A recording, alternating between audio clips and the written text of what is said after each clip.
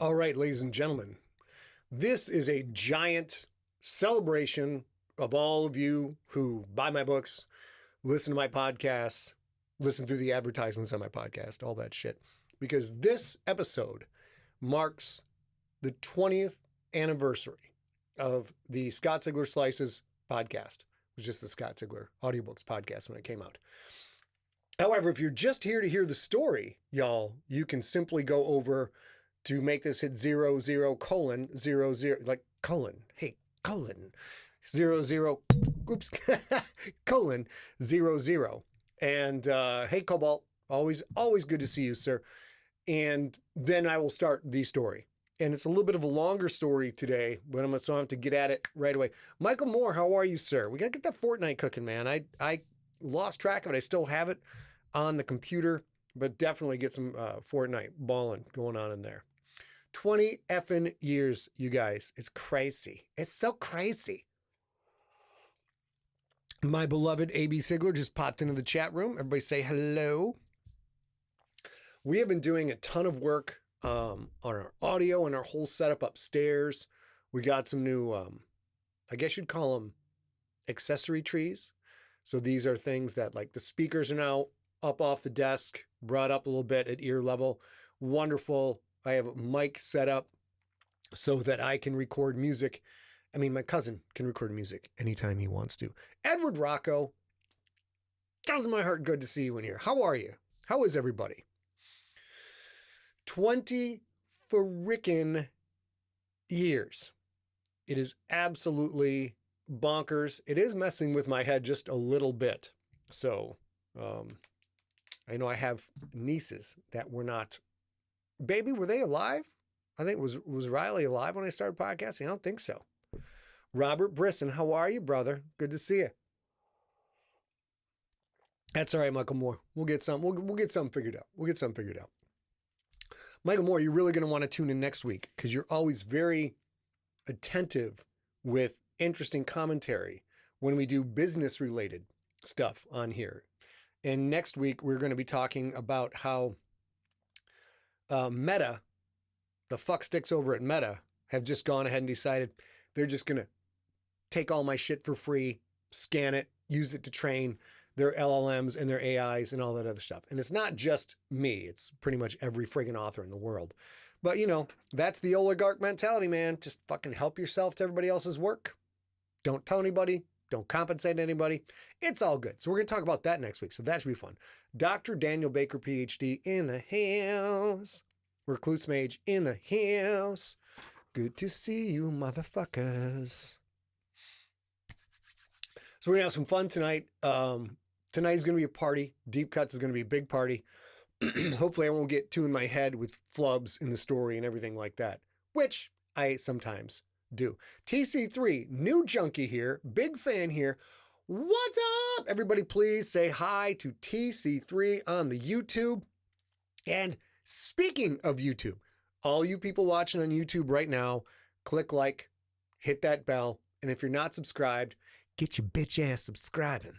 Don't make me tell you twice. Don't make me pop my pop filter and tell you twice. Michael Moore says, I'm an MBA. Sounds like you need legal for that. There's actually a class action lawsuit going against Meta right now, which is being led by my buddy, ANI's buddy, Richard Kadri, the famous author of the Sandman Slim series, and several other primary litigants, I guess you would call it. So we will talk about all of that next week. Let's do the housekeeping, boys. Let's go. Let's go. Yes, that big bald noggin that you see there, that is the lead off to A's content that she has cooked up to help us celebrate our 20 years. All right, going back to the open. The final pass of Crypt Book 2, I have it back from the Military Advisors and Big John Viscara, the Empty Set Continuity Czar. I expect to have that out to the publisher, hopefully in the next 2 weeks. Depends on how, how much I fucked up in the story that they have pointed out to me. So far, a whopping 14 pages in, and it's been pretty good. So cannot know or another. Sunday, March 23rd, Slay episode 88, Dungeon Dive, hit the feed.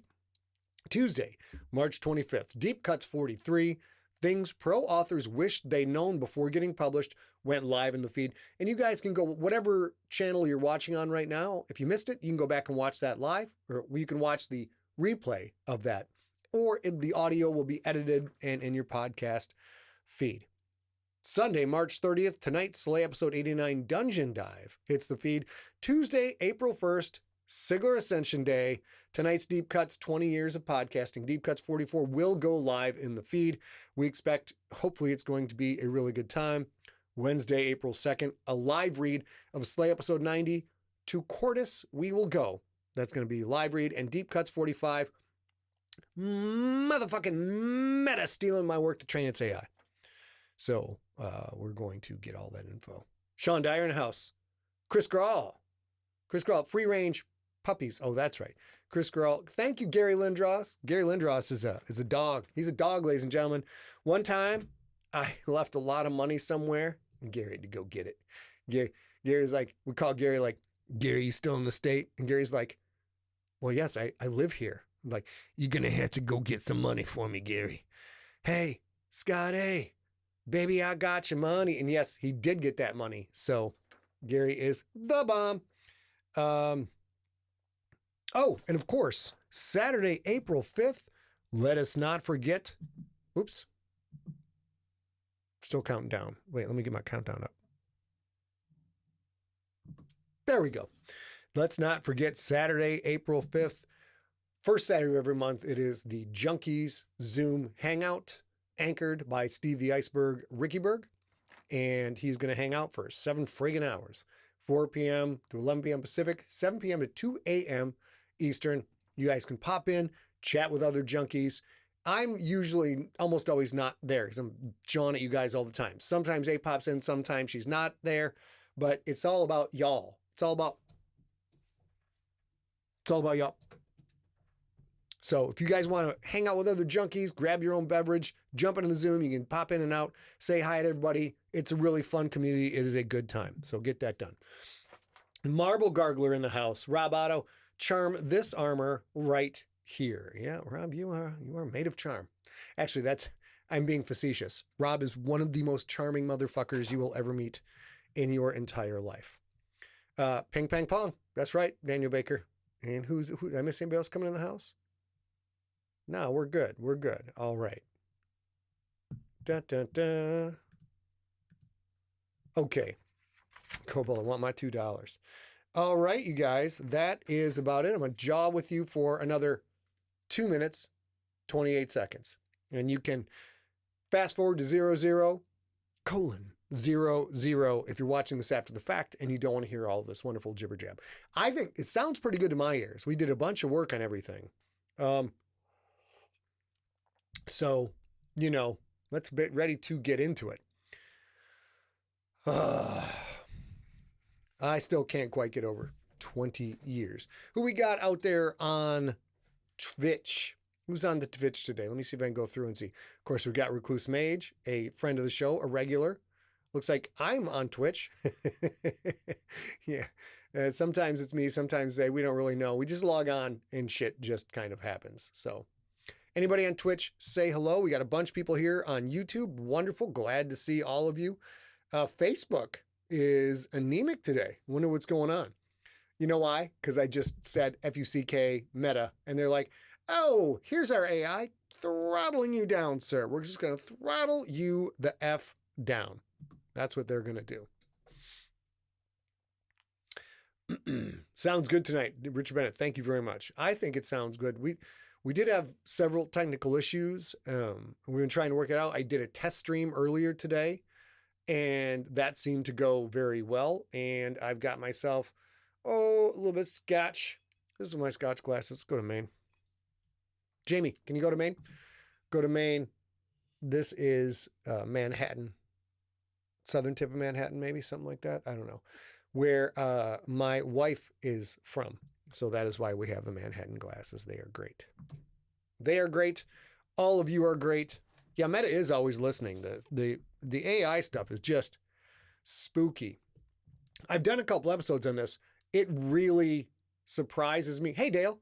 Surprises me and cracks me up when people are like, oh, this this audiobook, this AI voice reading this scene and these two AI actors, I would never believe they were actually real. I'm like, dude, this shit's not even 2 years old yet. It's so scary and already so good.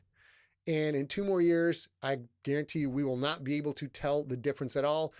And then all hell's really going to break loose. All right, ladies and gentlemen, let's get that timer off because it is party. We got to get right on it today because it's a big old fat episode, just like Rob's armor. Big old fat episode. Rob, I was trying to compliment your junk. It didn't come out. Sorry. I mean, your junk comes out, but never mind. I think this is a dead end joke I've got going on right here. So let's get into it, ladies and gentlemen. Let's make sure we are recording. Check baby 1, 2. And let's go. Here we go.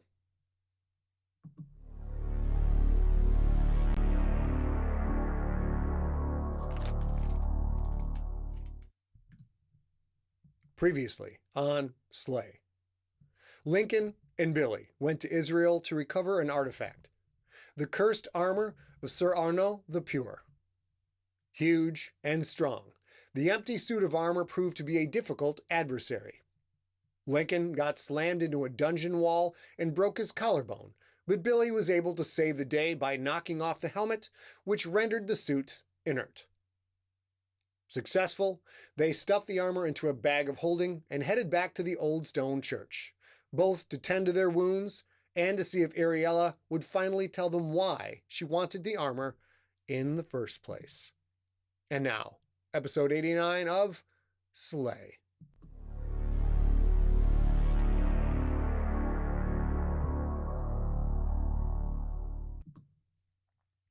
Ariella wanted them all in the workshop. Magda helped Lincoln down the stairs to the basement. He had his arm in a sling. Beneath a towel Magda had thrown over his shoulder, Carofactor worms wiggled as they slid in and out of his body. Man, I hate broken collarbones, he said. He was always such a baby with this stuff. You've mentioned that like 6 times already, Magda said. They stepped off the last stair onto the basement's concrete floor. Lincoln winced at the impact. Make it 7 times, he said. I hate broken collarbones. Magda helped him into the workshop training area. She guided him to her favorite chair, the one by her rack of scrolls and potions. Sit here, Link. He let her help him ease down into it. The collarbone had broken in 3 places, but that wasn't the worst of his pain. Although he wouldn't say as much, she knew he had yet another concussion. Magda stepped to her workshop's mini-fridge, pulled out 2 bottles of beer. I hope this run was worth the damage you took, she said, offering Lincoln a bottle.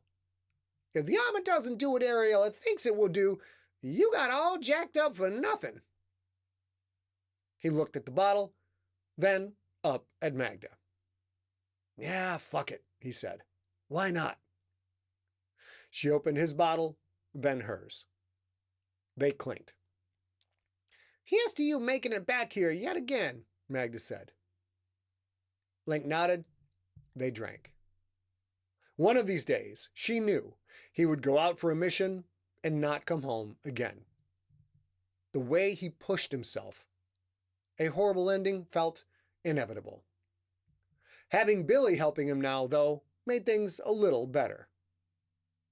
Magda so wished she could go out with them. She wished for a lot of things. A scurrying clatter of little paws told her Dragon was rushing down the stairs, joined shortly by the more meaty thumps of Billy's solid steps. Shitbird beat them both in. The big raven flew into the workshop, perched atop Lincoln's helmet on its armor stand. You fight like a penguin, the bird said.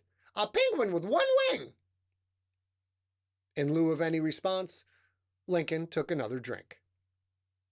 Dragon rushed into the room, the mangled giraffe stuffed in her mouth dragging along behind her.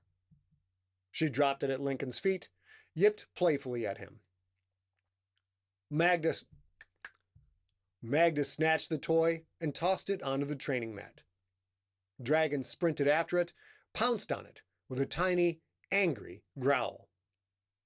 So gross.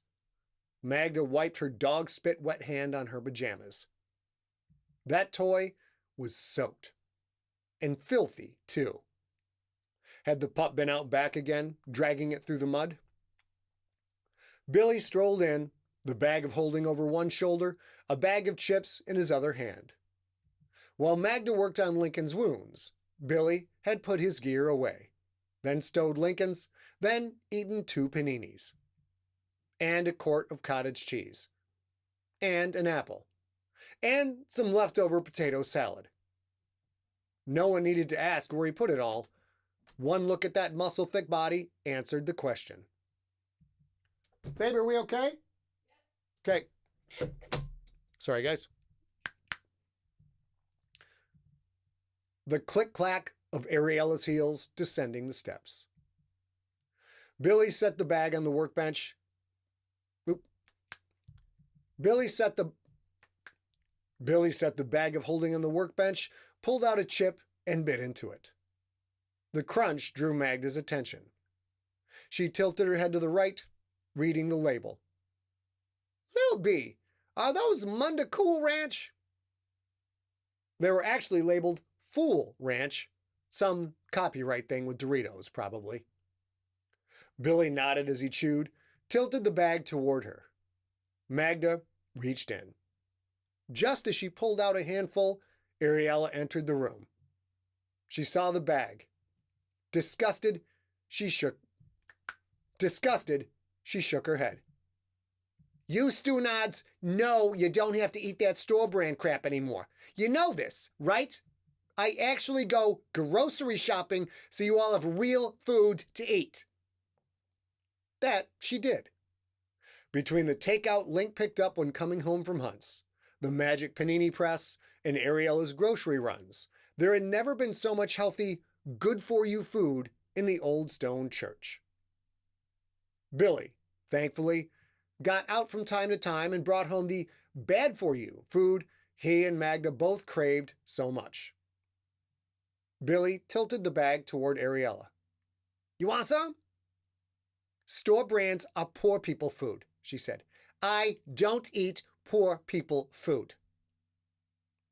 Magda grinned as she crunched away. Yeah, but Frau Munda chips taste good. Frau Munda cheese tastes good.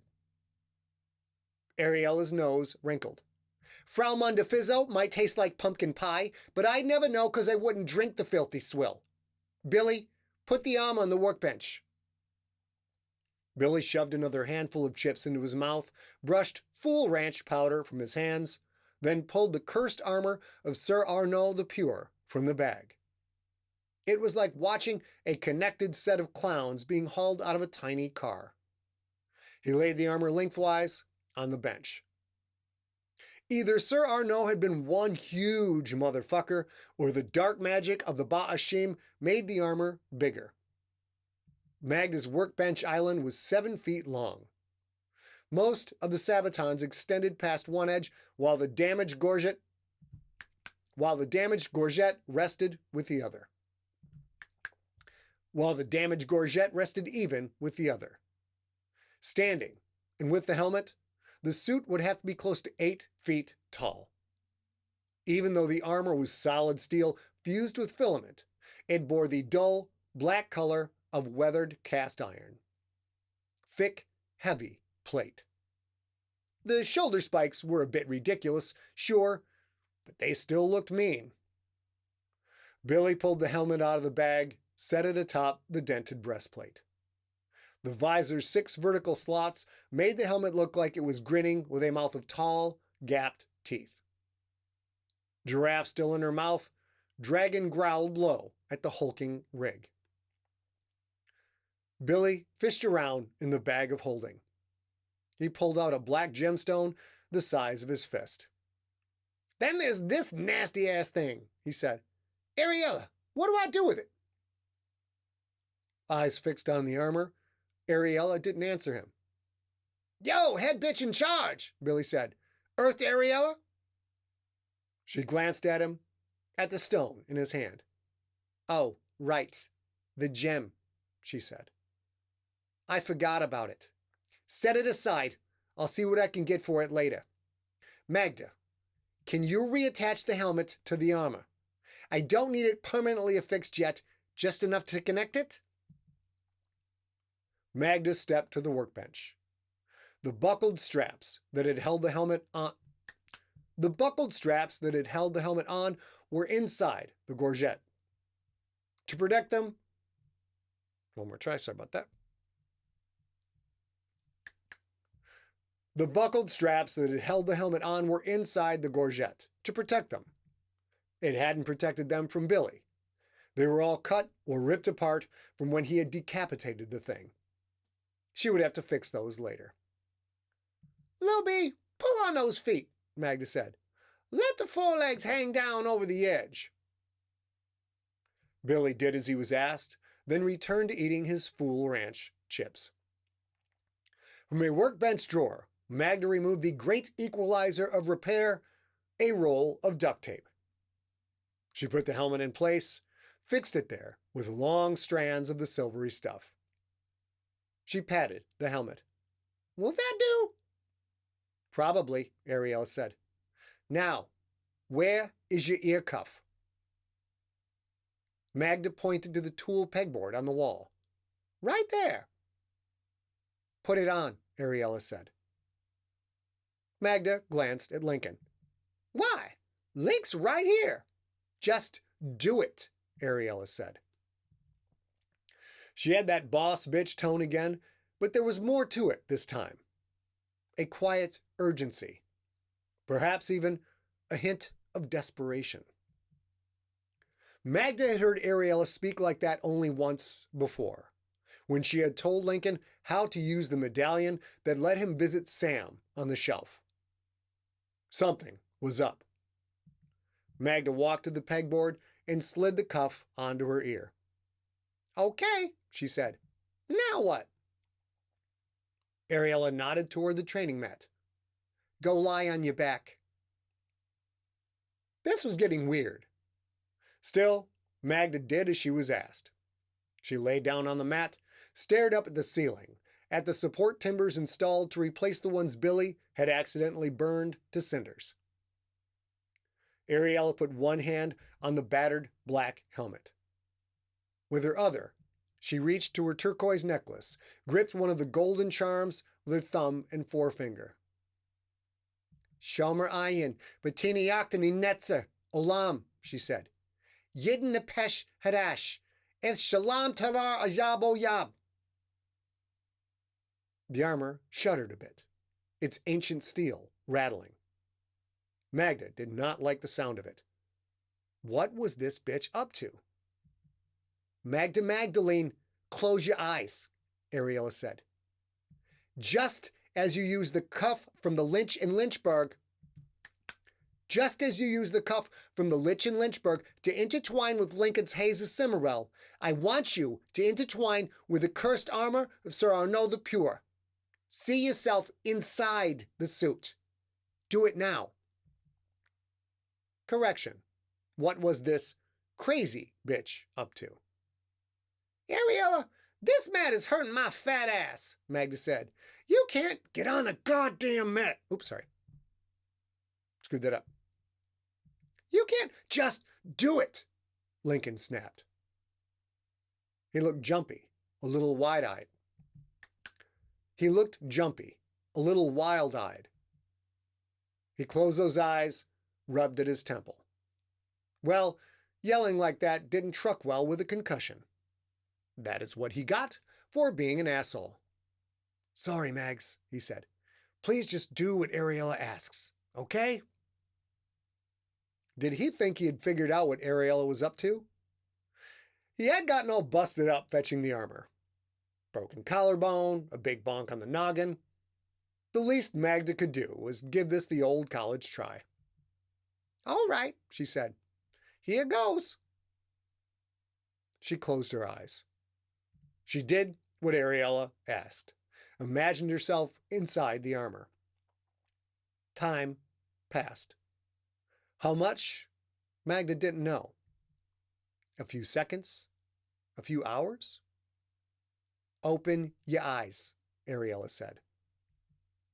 Magda did, and found herself staring up through 6 vertical slots.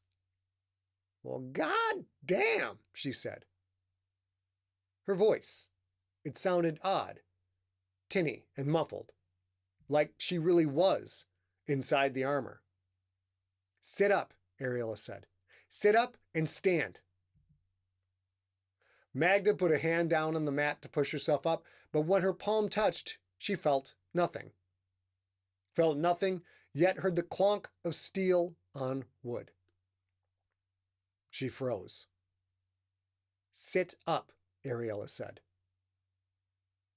With some effort, Magda did so, except it wasn't her that sat up, or rather, it was and also wasn't her. It was her inside the armor. She felt sluggish, strangely weak. She turned to her right, letting her legs angle down until her feet hit the concrete floor with another metallic clunk. Magda found herself looking at herself, lying on her back on the mat in Simpson's pajamas and fuzzy bunny slippers. Her eyes closed, her chest softly rising and falling. Blazing hells, Lincoln said. That's amazing. Ariella stepped into Magda's view, the armored Magda's view. Stand up, the boss bitch said. Stand up if you can. What a strange sensation. Magda was moving the armor like she was wearing it. It was much heavier than her Rixator armor, still stashed away at the foot of the old bell tower. Sir Arnault's suit was so much bigger, she figured she could put on her entire Rixator rig and still fit inside this hulking black affair. Only she wasn't inside of it. Not her body, anyway. Her mind was. All of her mind. Come on, Mags, Billy said. You can do it. He looked so excited, like a little kid at Christmas, only he wasn't pumped for himself. He was excited for her. Magda leaned forward, put her gauntleted hands on the workbench's edge, and she stood. So tall. She looked down at Ariella, who was looking up at her. Magda had to be over 2 feet taller than the woman. Or, rather, the armor had to be over 2 feet taller. Billy walked over, stood at Ariella's right, the bag of chips still in his hand. He looked up. He had to. Even at 6'3", Armor Magda towered over him. You better have control of that thing, Billy said. I don't want to do that dance again. Then Lincoln walked over. Arm in his sling, Caro Factor still wiggling beneath the towel covering his shoulder, he stood at Ariella's right. This is amazing, he said. Ariella, does this mean what I think it means? Ariella nodded slowly. What are you talking about? Magda asked. What does this mean? Billy reached into the bag and ate a chip, his eyes never leaving Armor Magda. Without looking away, Ariella reached over and took a chip for herself. The ear cup connection isn't proximal. There's no known range. She bit into the chip, chewed slowly, thoughtfully. I think this means that when you manifest in the armor, you can leave the church. I think this means you can go out and hunt with Lincoln again. Her words lingered in Magda's thoughts. Was that possible? If it wasn't Magda's body that left the church, could she? Could she? Ariella, Link said, this is the second coolest thing you have ever done. Billy tucked the bag under one arm and started slow clapping. This is definitely worth a dive into an 8th century old shitter, he said. Ariella reached up, brushed something off Magda's shoulder, off of one of the spikes, maybe. It might be good therapy regardless, she said. Maybe tonight we can try a walk around the... Two things happened almost simultaneously. A distant knocking and Dragon letting rip with a machine gun, high-pitched, ear-splitting bark as she shot out of the workshop and scrambled up the stairs. "Oh, crap," Lincoln said. "Someone is at our front door."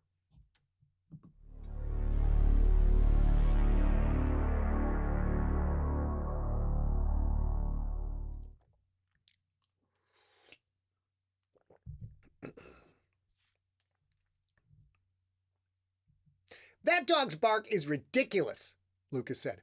"Leave it to Lincoln to totally ignore discipline." The rope string of two food-laden paper bags pulled at the fingers of Sophia's left hand. She remembered seeing the little black dog, in her much larger form, eviscerating several men in the church nave. Maybe discipline wasn't the right word for how to control a killer like that. "It's not Lincoln's dog anymore," she said. "It's Walt's, remember?"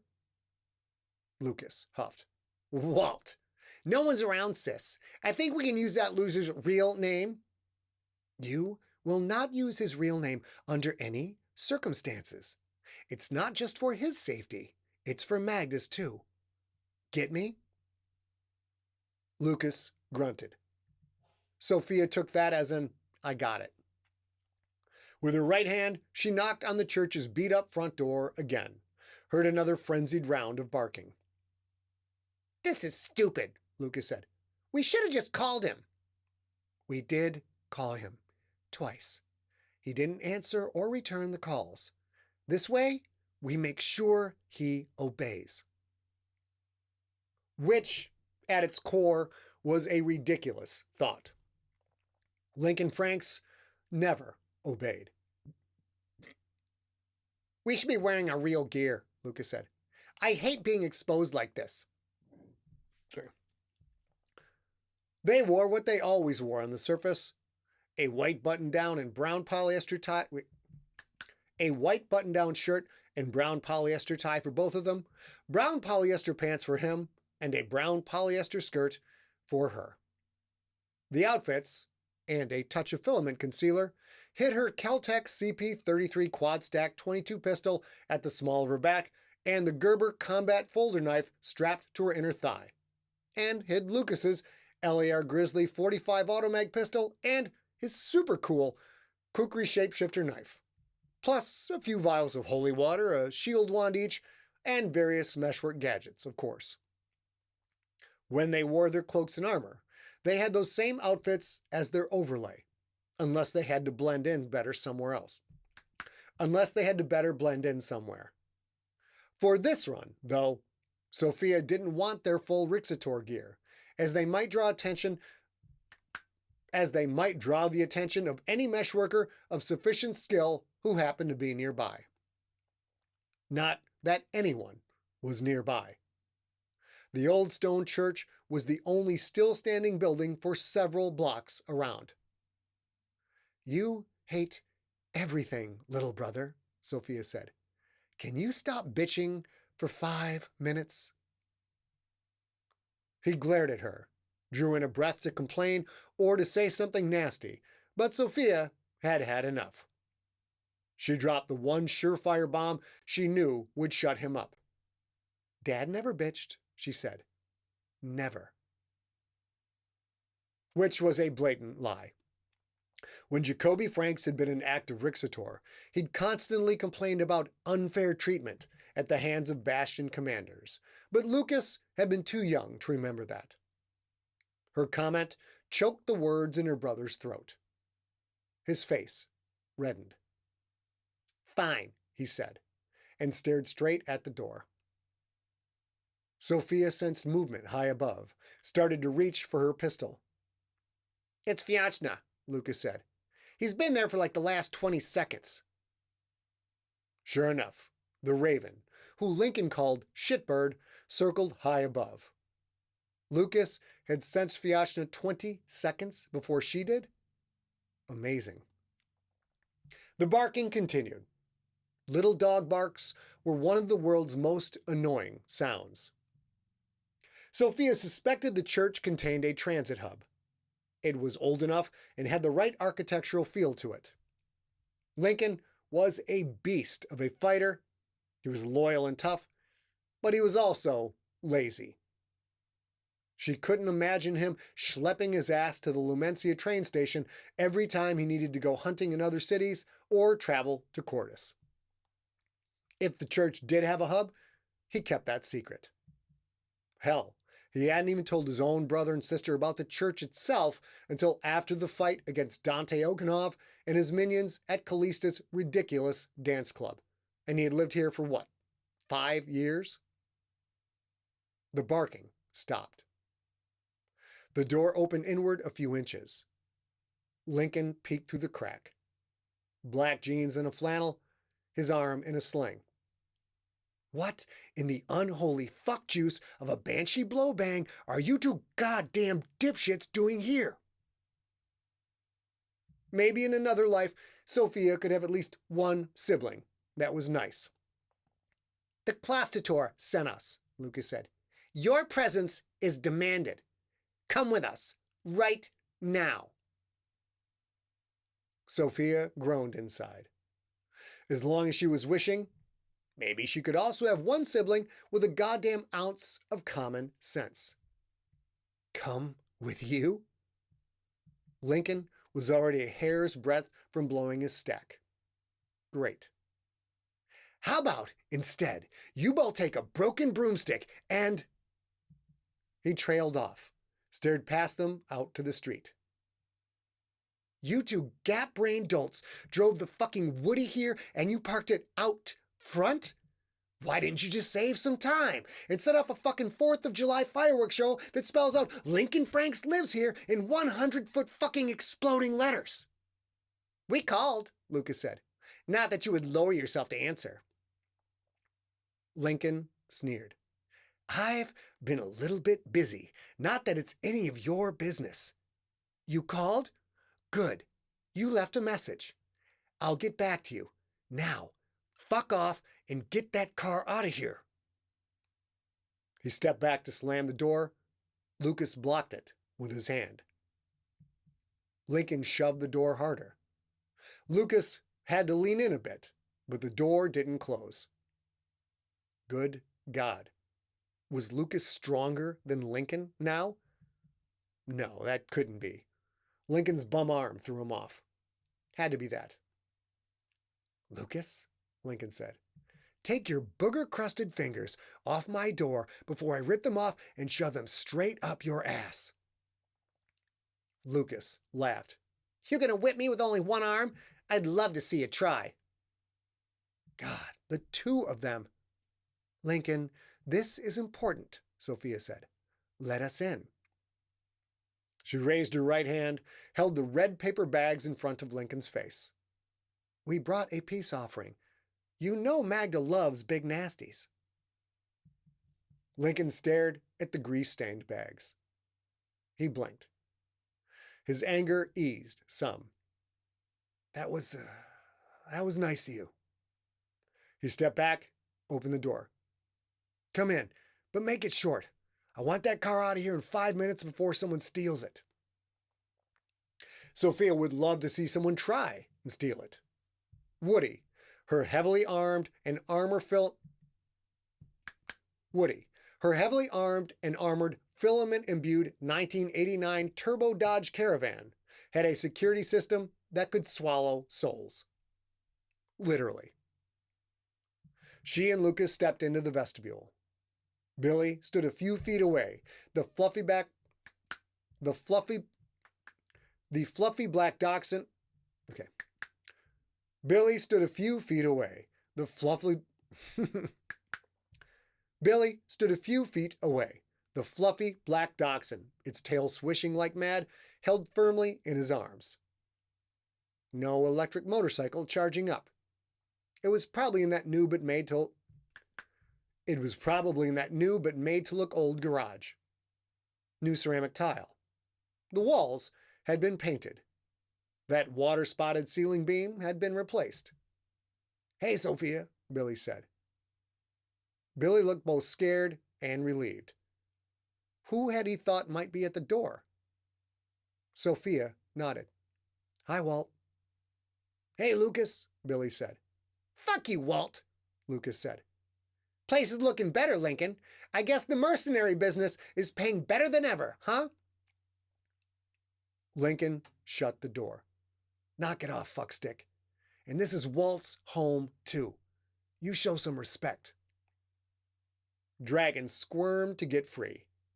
Billy held on tight. "Where's Magda?" Sophia asked. She's not feeling well," Lincoln said. "You know that thing where you have too little iron?" Sophia nodded. "Iron deficiency. She has that?" "The opposite," Lincoln said. "Too much iron, like way too much. Does Juanita know that you know where I live?" Sophia wanted to learn more about Lincoln's odd statement regarding Magda, but she let it go. "I don't think the clostator knows," she said. "She wants you in her office ASAP. She gave you the grace of assigning your brother and sister to come get you. If we didn't accept this small task, she would have assigned someone else. Then they would know where you live. And so would Basil Beverly. So how about you put your indignant anger back in its cage?"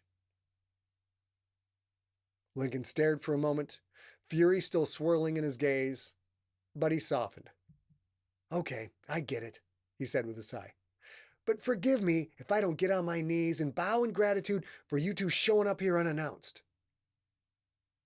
Dragon suddenly extended to full size, a comical explosion of mass missing only a cartoon pop sound, pushing Billy's arms outward, then shrunk back down just as fast and fell to the floor. Billy grabbed for her, but she scurried away, ears flopping, out of the vestibule. "Let the dog be," Lincoln said to Billy. He looked at Sophia. "What does Annie Juanita want to see me about?" "She didn't tell us," Sophia said. "And we didn't ask," Lucas added. Lincoln traded a glance with Billy, concerned expressions on their faces. Did they already know what Juanita wanted? What had Lincoln done now?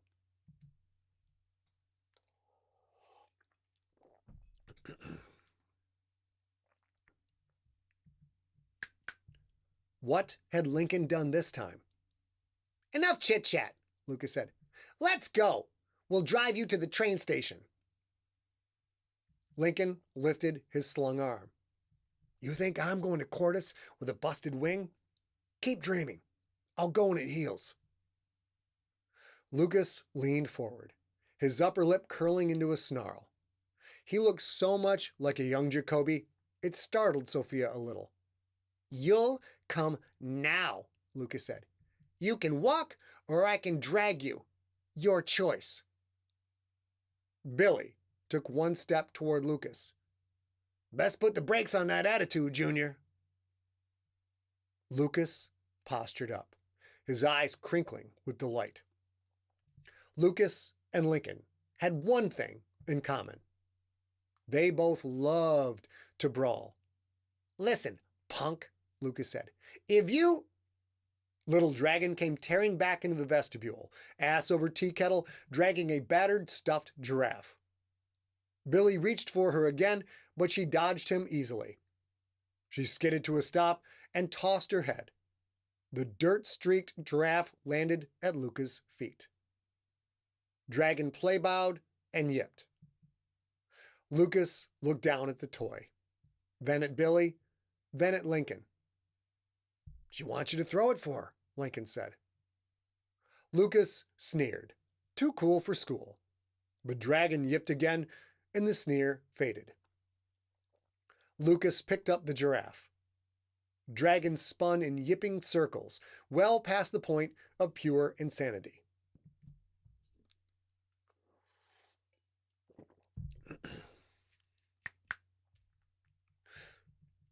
Lucas tossed the toy to the end of the vestibule.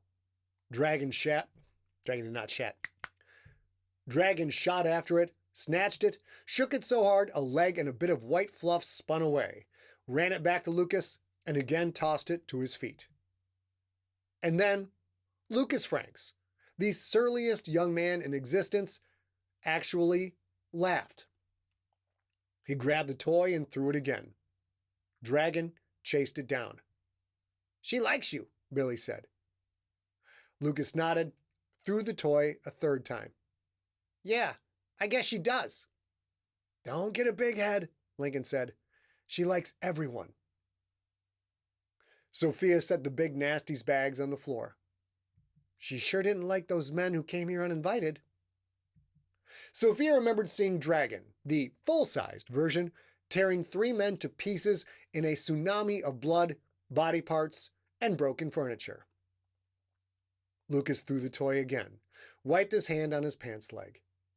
The little dog, who wasn't a little dog at all, but rather a goddamn man-eating serpentine beast, had diffused the situation. "Tomorrow, Lincoln," Sophia said. "Knowing Magda, you'll be out of that sling tomorrow. You will be at the Bastion first thing tomorrow morning. Get me?" She could see he wasn't happy about being bossed around, but she could also see it was the best option. He had on the table, at least if he wanted to keep his home off the general radar. Sophia didn't blame him for that. Her brother had made many enemies in his day. "Yeah, I gotcha," Lincoln said. "First thing tomorrow. Thanks for the burgers." He opened the door. "Now, get the fuck out." Lucas opened his mouth to speak, but Sophia grabbed his arm. "We're leaving," she said. "Let's go. Lucas, you drive." Surliness returned to its natural home in Lucas. He stormed out of the church. "Love you, sis," Lincoln said. "Love you too, little brother." And with that, Sophia Franks left, already cringing inside and returning to the Bastion empty-handed. If Lincoln did not show up tomorrow morning, his enemies would be left wanting because she would kill him herself.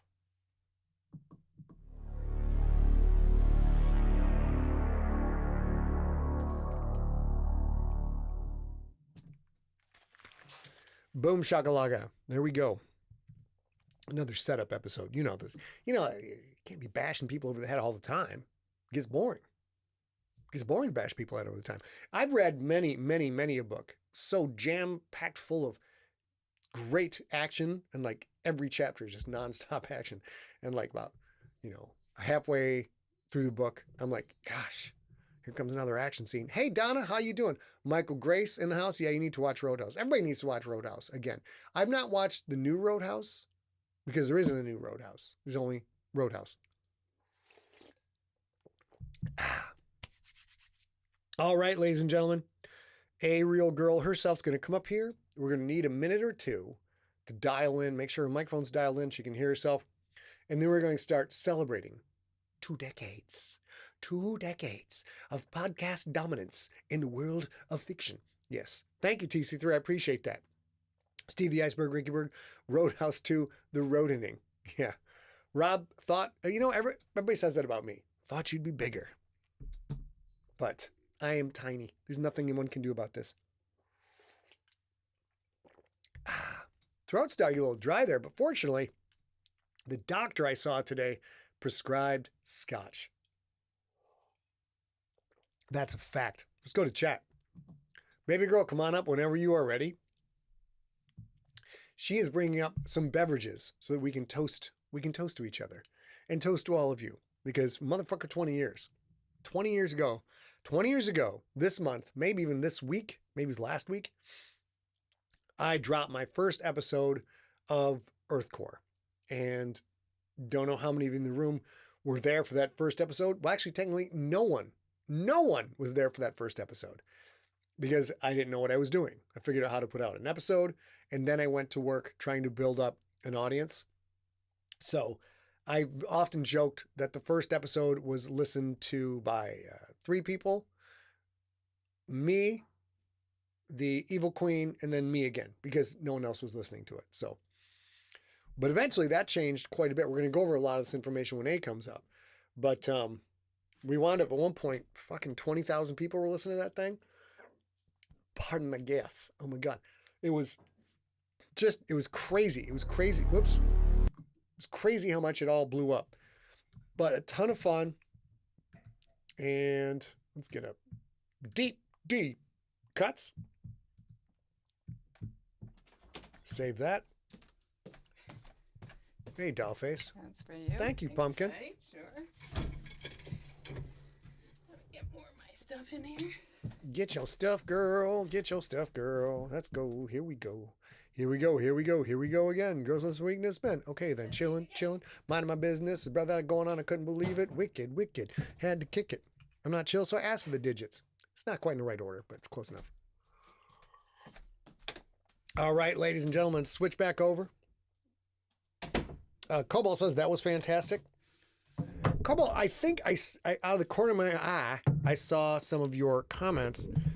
It's sort of a New York accent. It is Manhattan, New York Jew, babe. Is that what that is, or? I replied to David Lamb saying that you, I think Ariella is a little bit of me when I'm angry, faux show, drunk, or stressed out. Which never happens. I mean, never. A's never angry. Look at this angelic face. Can you imagine her being angry? It does not happen, I assure you. Probably in no small part because she gets to live with this. Well, yeah. I mean, there's never anything. What's happening here? Oh, I'm going to help you with that right now. Hold on. Like I said, hold tight. This will take us just a minute. Hello, Shannon.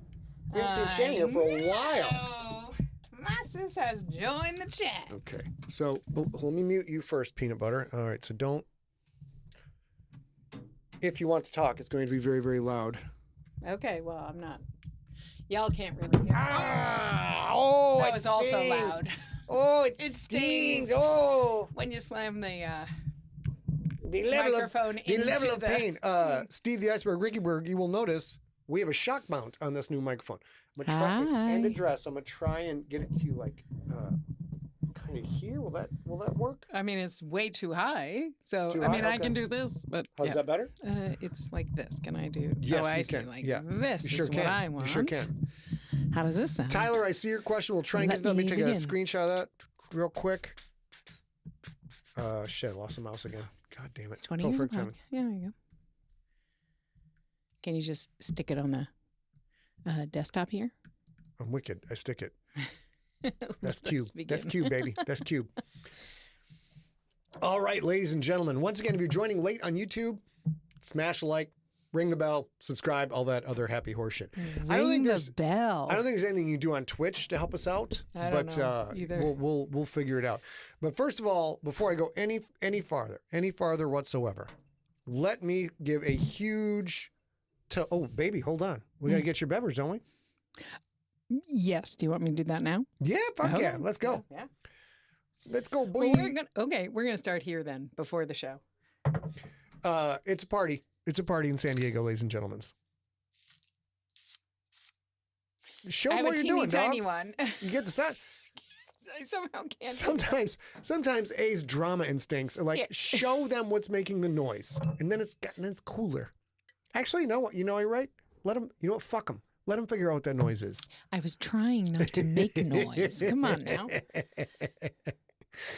now. Follow on Twitch, bruh. Steve the Iceberg Rickyberg says. So, if any of you have beverages handy, alcoholic, non-alcoholic, please prepare them. I would like to say toast to all of you, to all of the junkies who have either been with us all 20 years, are new junkies, were old junkies, fell off, came back again. Junkies.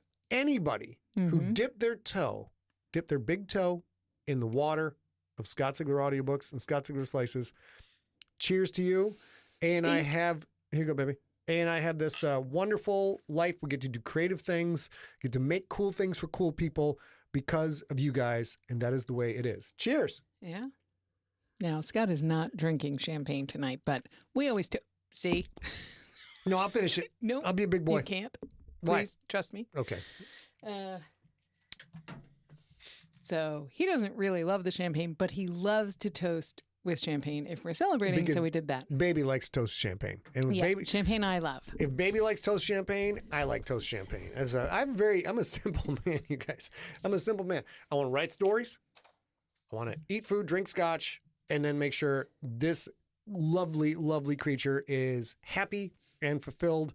And, make cool things for cool things. Mary Garrett's in the house. Very nice. What's up, Mary Garrett? Hey, Scott Knopp in the house. Look at that. It's Old Folks Day. It's Old Folks Day. We don't Ian want to... Siegel's in the house. Sorry. We don't want to miss any of this. We want to be doing this during the 20th anniversary Deep Cuts. Let's go. So let's do it. Let's go. Here we go. You guys give us a sec to call that up and start recording. And then we're going to do our little intro and probably repeat a lot of those cheers. But it's going to be fun. Steve, please be paying attention when you do this edit, because I hope the shock mount solves some of your problems. And away you ready, babe? Is that the timer? Give me Of one course, sec. I have to say, this is Deep Cuts. There's no more story content tonight. So, You're going to say that again in a second. no, we don't record that part. Oh, okay. This is for the people who are watching at home. Okay. You know what? I'm going to shut the fuck up now. You ready, babe? Mm-hmm. And let me record. Go. In the long ago time of 2005, an unpublished, strapping young lad from a small town in Michigan, who now lived in the big city of San Francisco, heard about a thing called podcasting. Like King Arthur, on the quest for Excalibur, this lad sought to make a name for himself with a newfangled thing called podcast fiction. Little did he know, his meteoric rise would set the world aflame and... Oh, who the hell am I kidding? I knew exactly what was going to happen. It's been 20 years since Scott's first episode of Earthcore in March of 2005. We'll talk about his journey from unpublished author to #1 New York Times best-selling novelist and 20 years of podcasting right after this quick break. Well done. You're smooth as fuck right there. Okay, ready? Here we go. Welcome to Deep Cuts, the bonus episode of the Scott Sigler Slices Fiction Podcast, where a sci-fi author and an audiobook narrator discuss things and stuff in the world of fiction and pop culture. I am Scott Sigler, 20-year veteran podcaster, sci-fi horror author known far and wide as the future Dark Overlord. And I am A.B. Sigler, publisher at Empty Set Entertainment and audiobook narrator. And on this episode of Deep Cuts, we're talking about 20 years of fiction podcasting. A reminder that this is a bonus episode of the Scott Sigler Slices podcast, not part of any particular story. You don't have to listen to this to keep up on our current tale, but we think you will like this peek behind the storyteller curtain. Let's get at it. Go. Okay, so first things first, we're going to toast a little bit to your 20 years of podcasting. Good job. So those of you listening at home, we have some champagne because A likes the champagne. I have some delightful scotch. Do you know what I'm drinking tonight, babe? I think this one is probably Balvenie. Balvenie. Yeah. So I get to celebrate my 20 years with you, whoever's listening to this right now, because I love you, and then some Balvenie because I also love the Balvenie. I might love the Balvenie a little bit more than you, but it's close. It's very, very close. Okay. It's all good. So we are going to go through Scott's handful of years of podcasting. If you are watching live, you will see a photo of Scott at his writing desk. We are going to start back in the way before podcasting time. My very first question to you, which corresponds to picture number 1, is when did you start writing in earnest? And I will say, if you are watching or listening at home and looking at the post, this is not his first day of writing. Oh, no. This is a representative photo of Scott as an author writing at his writing desk. Yes. Yeah, it's a chicanery, if you will. Well, I mean, we're all about entertainment. So those of you listening to the podcast, you can go to scottsigler.com, search for Deep Cuts episode 44, and we'll post the 5 pictures we're going to be talking about. As A asked, she kind of has grouped these questions together in eras of my career. We'll post those. So you just go to scottsigler.com, find Deep Cuts episode 44. You can see all of these things. Unfortunately, because we do the show live, we're also going to be intermittently putting up on the screen live a carousel of photos, collecting many wonderful moments from the career. That's only available to the live viewers, but you can join us every week, every Wednesday, 6 p.m. Pacific, 9 p.m. Eastern at youtube.com/Scott Sigler, facebook.com/Scott Sigler, twitch.tv/Scott Sigler. Perfect. And I will say the carousel of photos are behind the scenes photos you may not have seen before. You will have seen things like them, like there are behind the scenes photos from the ancestor video shoot, things like that, but not the specific photos that you're seeing here, I don't think. And the other thing I want to say is in the author photo that we posted, Michael Moore in the YouTube chat room says that desk is too clean. And you are absolutely right. The photo that we posted at his writing desk was requested by Random House so that they had sort of at home, on the go author shots and stuff. Yeah. So you are correct. That was posed for that reason. But let's get into it. Why don't you tell me a little bit about when you started writing that damn your shot. next? They wanted that shot. And I'm like, you guys, I already shaved my head. I shaved my head because I'm going bald, but the big bald spot in the top crown of my head is a little bit brown. But they wanted that shot. So they got that shot. All right, let's go to looking at this picture of my big bald. I started writing in earnest. I knew what I wanted to do since the third grade. Danny Baker and I had to write monster stories in third grade. And I enjoyed that immensely. And I won't go through my moment of seeing 1970's King Kong, my dad, but that was very influential. Bought a Stephen King book for my mom for Christmas and wound up reading it before I wrapped it up. And so, but those things guided me to go into journalism. So but when did you start writing fiction in earnest is the question. Yeah. We just did a couple of weeks ago on the podcast. People can hear that, your history. Got it. But when did you start writing to publish in earnest? I believe I really made up my mind after I got my first job out of college as a reporter for small town papers. And I was writing every day for the job, and I was trying to figure out how I could go about becoming an author. I've always wanted to be an author. That's what I went after. So I think it's probably like 1991, 92 that I was like, I am going to do this no matter what it takes, or I will die penniless and insane. Now, as somebody who lives with you day to day, I understand when you talk about how this was 30 years ago, something like that, how this was for you, because this is still how you are to a handful of the same moments. But how did that look for you? Because when you were writing for whatever paper you were writing for, you were also writing fiction in the background. You were waking up early. You were doing that before you went to work. You were doing that before you walked the dogs at the end of the day, all the things. What did that look like? You went to work. You had a 9 to 5. You came home. You did your little whatever you do at the end of the day, walk the dogs, have dinner. I got a modification for you. Oh. So as a reporter, there's no fixed schedule as a reporter. So I was literally spent the 3 years as a reporter trying to figure out how to write. How do you do this thing? And it was when I left newspapers and I went to work for a company called Baseview Products in Ann Arbor, Michigan, who made software for newspapers, that I had this amazing shift. I think it was noon to 7 was my shift. Oh. So for some reason, I got an hour trimmed off of that. So I was trying to accomplish 2 things at once while I was collecting a paycheck for these guys. I was trying to be in bands and be a bass player and be a writer. So I would get up early in the morning, work out, then I would sit down and write for about 3 hours. I would then go to work. I would work from, I think it was, obviously 12 to like 3:30. Then I would get a half-hour lunch, during which I would play bass and eat. So was there a bass at your job, Yeah, or did you bring it back and forth? I got to take a bass to work every day. It was So you brought it back and forth every day. Oh, and I remember now, I was customer service. So I was on the phone the whole time. So you were sort of Bill from Infected. I was Bill from Infected. So I got to play bass while I was doing customer service, because then I could reach out and do the computer. And then at lunch I would write. And then after work I would write. And then, of course, that was my 20s.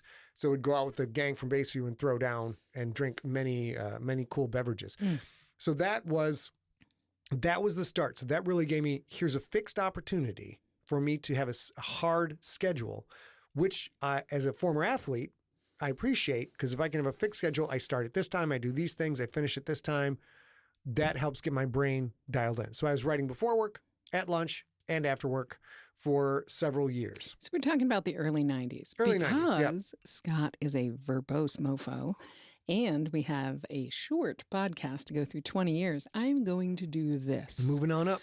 If you guys are video game players, specifically Fortnite, there's a little masky thing where you can throw it and then scoot through, like, I don't know, 3 miles. We're going to do that.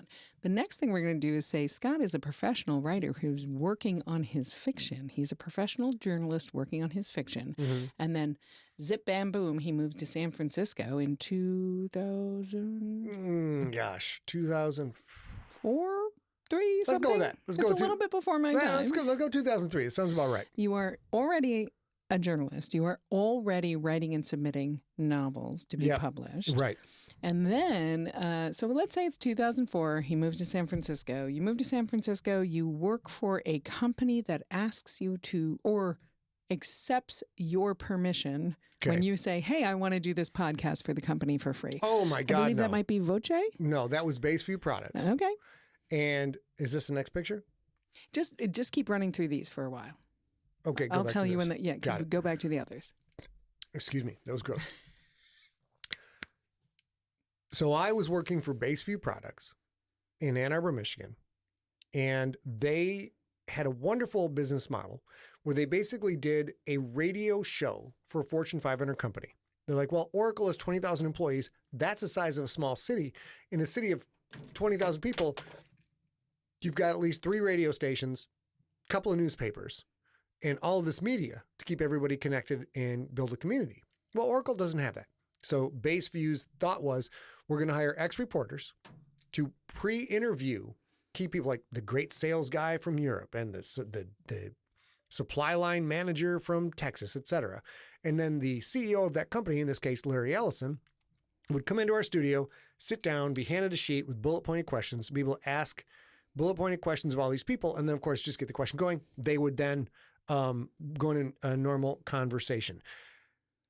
While I was there, I learned about podcasting from Adam Curry, Dave Weiner, and I went to my boss, I'm like, you guys, this is going to be huge. And I did this big report on how transistor radio and the iPod were going to march lockstep. And transistor radio, we won't go into it right now, but they were portable.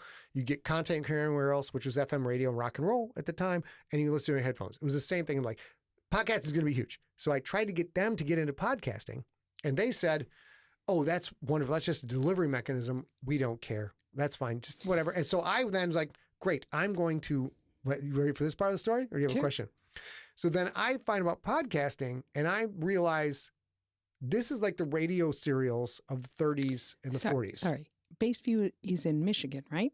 Baseview's in Ann Arbor, Michigan, yeah. And you start podcasting in San Francisco. Oh my God, I'm so wrong. I'm so sorry. I'm so sorry. Yeah. S&P Communications. Yeah. They're the ones that the brilliant, S&P's software for newspapers. S&P Communications in San Francisco has this wonderful business model, great business. People love them. It's great. And they also have a full recording studio. There you go. A full recording studio. So I do my big presentation. I'm all shiny and baby Scott. Like, you guys, we got to get into this right now. To be fair, if they had gotten into it right now, who knows what could happen with that company? Because I'm like, podcasting's going to be fucking huge. They were like, okay, that's fine, but we're content. We're not distribution. Then from there, I started learning how to podcast, learning to build an RSS feed. All right. Yep. So let's stop. So you move to San Francisco. You start to work for S&P Communications. You say to them, hey, let's see what we can do with podcasting. Right. And then I would like you to go to photo 2 in the history. So then you decide you're going to start podcasting your own stuff. This is photo 2. Is that right? It is, yeah. This is Rob from Libsyn. Yeah. Okay, continue. So what happens is he starts recording for S&P Communications these corporate podcast things. At the same time, he's starting... Let me back up. We're recording corporate radio shows for S&P. Sure. No podcast whatsoever. But you're starting to see the possibility that you start to look for fiction podcasts. That's correct. This is where we are now. That goes back to the radio drama. I'm like, well, this podcasting, it's serialized fiction every week. I'm sure I can go find some awesome stories to listen to. So I start Googling it. And after 2 days of Googling, where I can't find. I'm like, I must have the wrong keywords. I must be doing something wrong. This stuff is clearly out there. I had the thunderbolt moment. The thunderbolt moment of like, the reason I can't find these things is because nobody has done it yet. Mm-hmm. So it was the one opportunity in my life where I'm like, I can be the first person to do this thing. And as a marketer for S&P, as a marketing guy, I'm like, I know if I can be the first to do it, I can try and blow this up. Because my goal was what? To get attention so I could become a published author. That was the goal. So I thought podcasting, I'll podcast my unpublished novels, build up an audience, get a giant publishing deal, wind up with diamond shoes and a wallet too small for my 20s. That was what I thought was going to happen. And for those of you who are watching live, the photo that Scott was confused about is quite literally a photo with Libsyn.com's founder, whose name is Rob Walsh, who was one of the very first people to bring essentially podcasting to the masses, to say, whoever you are, if you want a podcast, you can do it with me. You can host at Libsyn. Yep. Which is why I chose this photo, because I was choosing some behind the scenes Great. photos. Sounds great. So you're kind of podcasting and you're launching things and you're finding people who want to listen every week and who are emailing you because they're not getting the story they want quickly enough. Oh, yes. The story is not going the way they want. Yeah. All of those things. So what happens now? Now we are in around 2006. Scott and I don't know each other yet. I don't know anything about podcasting yet. Okay. All the things. But you are working with Pod Show, I think, at the time, which is now where they're doing the free stuff. This is where you say the booth, all that stuff, all that. Yeah. That's this moment in your life. And you realize you're starting to get traction, I think, at conferences or whatever, when you go to writers' conferences. And so how do you bring the podcast and your bid to publish traditionally together? Because that happens in 2005-06. How does that go? 2005 or 6. So the podcast is rolling at that point. Remember in 2005-ish is when Lost and 24 were huge juggernaut sensations. Because it was back to long form serialized storytelling, like the radio dramas of the 30s and the 40s. So I happened to come into it at the right point when that was what people wanted. There were two other people who had figured out the same thing I did at the same time. Mark Jeffrey with the Pocket Independent, T. Morris with the Moravia were both serializing via podcast their books. The big difference was their books were already done and people could go buy it and hear the end of the story. And Earthcore, since it was completely unpublished, you had to tune in every week to get the episode, which drove people crazy. So Earthcore is a big success. Then we moved on to Ancestor. Oh, so let's stop for a moment because this is where the Scott Sigler fan name comes from. People would be like, I would like to have more than one episode of Earthcore a week. He's too bad. These other things are publishing more than 2 episodes a week. I would also like to buy this story, which you maybe could have done with other things. But at that moment in time, the only way to get Earthcore was to wait for it once a week. So people were saying, this is not Earthcore. It's Earth. Go ahead. You get to do it. It's Earth Crack. I can only imagine. I didn't know, Scott, when he got the email that said, this isn't Earthcore, it's Earth Crack. And his marketing brain going like, oh my God. First of all, I don't remember who came up with the term. I wish I did. But the second that term came out, Earth Crack, and I believe it was the same person, another person, like, yeah, it's Earth Crack. We're all just a bunch of junkies. And I'm like, oh my God. The marketing fairies have just fallen out of the sky and sat upon my face and started to wiggle. So all of a sudden, I have this fantastic term called junkies to name my fans and let my fans have like this sense of community. So it's me and I'm podcasting the junkies every week. And with that, we have to take a quick break. If you have a minute, please listen to any ads that pop up. There's only 1 or 2, and it really helps the show. And we'll be back right after this. Nice. Should I do that again? Fuck it. It's all right. You can figure out how to make that vibrate, though, for next week. I didn't even know it would ring. Oh, it's because you were out this morning and my fucking ringer is on. That's all right. That's all right, baby. You can do no wrong. You're killing this shit, by the way. Okay. So we're going to...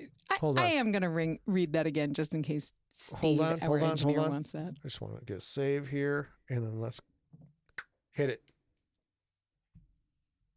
If you have a minute, listen to any ads that pop up. There's only 1 or 2, and it really helps the show. We'll be back right after this.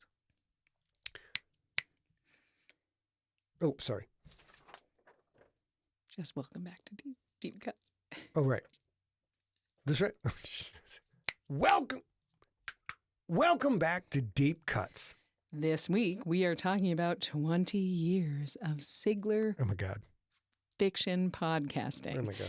And we're right at the moment where you realize you have a fan base at the same time you are pitching to what at the time was the Big Six publishing Correct. in New York. Correct. And so we're up to late 2006, mid 2006, you publish Earthcore, and you print publish with a small publisher, Ancestor. There's 2,500 copies that are out there, but what do you do to make them all? Well, I sort of figured out there's this thing called bum rushing the charts. And I knew I think that term came out after frankly, I'm not going to lie. There's a lot of contention about this for people who give a shit about what happens, 20 years ago. But I got this idea, understanding how books are sold on Amazon. This is pre-ebook. You could not buy an ebook on Amazon.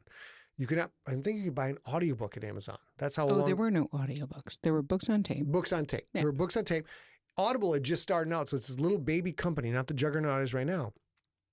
But I realize that if you can get people to go buy a book on Amazon all at the same time, you can sort of game the system and you will climb up in the ranks. And my marketing brain said, if you can get into the top 20, and then at that time, Amazon was still relatively new, and people look at, oh, well, here's the bestsellers on Amazon. They will go check out all the books because it's on the bestseller list. So I was able, with my podcast, with many, many, many other podcasts, too numerous to mention, I'm like, hey, I think I can pull this thing off. Would you guys talk about my book and will you run this promo? And they were all like, sure, like Skepticality Podcast and many others. Go back to the carousel, because some of these people are in there and nobody needs to just hear us talk. You see that all the time. So let's go back to the carousel while you're talking. Brilliant. Oops, wrong one. Going back. There we go. So here, and coming back in, Steve. So I got the idea, if I could make this large audience I have, a percentage of them to go buy at the same time, we might crack the top 20, top 30 on Amazon. What happened was, because I had them all buy on April 1st, 2007, April 1st, 2007, Sigler Ascension Day.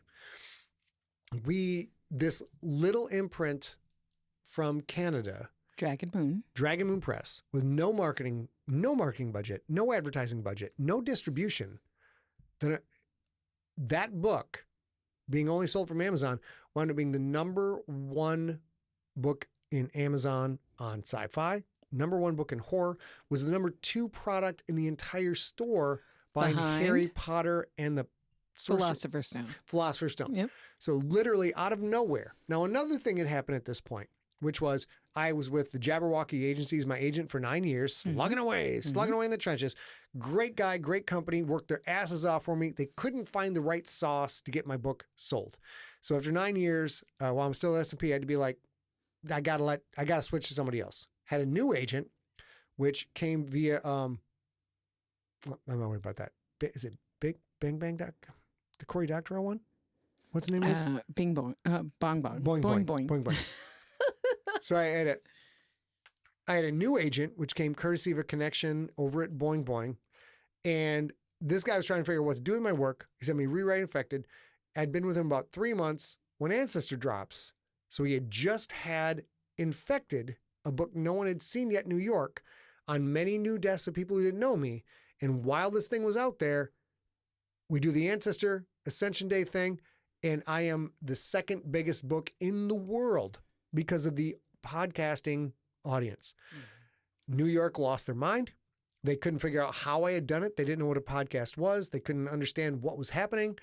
My agent, Bird Level, was a pimp and wound up getting the books into auction, got Infected into auction, wound up having 5 of the Big Six fighting to get my book, which quickly dropped to 3. And then Steve Ross who was the main publisher at Random House, before I was picking Random House, basically was like, you know what, fuck you, and dropped down, here you go, here's my bid. Everybody else just went away. And out of nowhere, I had a 1-book deal, and then Julian Pavia, the editor who signed me from Random House, kind of sent an email on the slide like, hey, you know what? Listen, these guys really like trilogies. Do you have other books in it? I'm Did you have a trilogy at the time? Do you want what I answered him, or do you want the truth? I want both. What did you answer him? I'm like, fucking of course I have a trilogy. How dare you insult me like this, you son of a bitch. And that moment in time. And then I'm like, let me go find, I know I got something somewhere. Let me go find it. At that time, I'm like, no, there's not a trilogy. It's one book. Jesus Christ. The guy chops off his junk at the end of the book and gets shot. How do you think there's a series in this? But of course, I'm like, I like getting paid. So I'm like, don't. Of course I do. I crank out literally a paragraph for Contagious and a paragraph for Pandemic, which are books 2 and 3 in the Infected trilogy. Send it to them. They add that to the deal. Things are going great. Then, like 3 days later, they're right back like, we understand you have a book called Earthcore out and a book called Ancestor. We want to buy all of the copies of this and remove them from the world so we control all the Scott Sigler brand.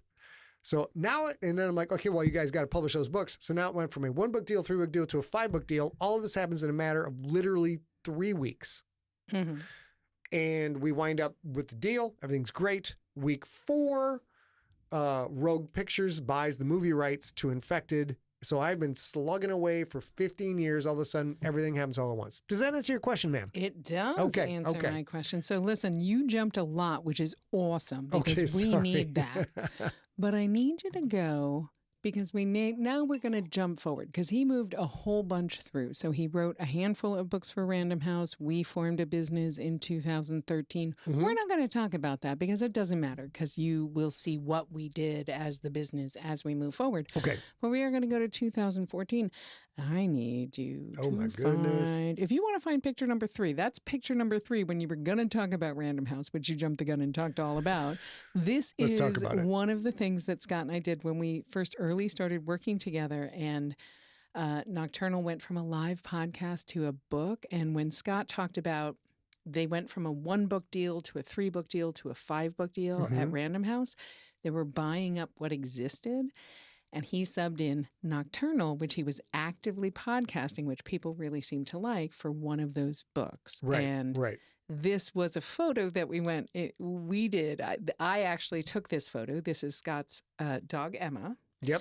And that is Scott, if you don't know. And this was one of our pitches of like, maybe you will sub in this book for this book, for this book, for this book. And they were so blown away by Scott's, I don't know what to call it, like delivery of, they were just like, hey, what 5 books do you want to publish? And that's not quite it. But, so they were kind of asking, and we did a full-on marketing pitch, and they were like, okay, yeah, that's great. But I love this photo of you and your pup. This is one of my beloved dogs. I love all my dogs I've ever had so fucking much. This was Emma Boo, and she was the Evil Queen's dog. There's a whole set of stories about how it basically became my dog. But we were living in San Francisco. Evil Queen is my first wife. Living in San Francisco, and I wrote Nocturnal set basically in the neighborhood I lived in San Francisco and San Francisco proper. And the photo she's showing, which you can find at scottsigler.com, search for Deep Cuts episode 44. Yep, this is the only cosplay I've ever done where I cosplayed as Brian Clauser, the protagonist of Nocturnal. And Brian Clauser had a dog named Emma, a German Shepherd Pointer, black and white. So I got to pose with this dog for this wonderful, wonderful shot. Yeah. So you joined Random House. That was the photo I had for that. Now we are going to jump through to 2014. Scott moves to San Diego, which is where I already live. Oh, this is actually the first Sigler Fest photo. So yeah, Scott moves to this? That's okay. We'll start here. Scott moves to San Diego. We before he does though, we start doing Sigler Fest, and Sigler Fest starts in 2019, and it is a fan appreciation weekend. And when we want to do a proof of concept, we go to Balticon, which happens on Memorial Day weekend in Baltimore, Maryland, and we ask them if we can do that, and they're like, sure.